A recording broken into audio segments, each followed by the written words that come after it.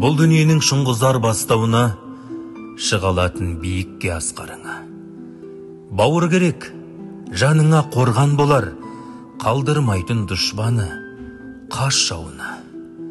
Өмір деген өзеннің айдынында, қуанышын бөлісер байлығында. Бауыр керек, жаныңда бір болатын қиындық пен өкініш қайғы мұңда. Бауыр керек, жаныңның бөлшегіндей, ұлылықтың достықтың өлшеміндей.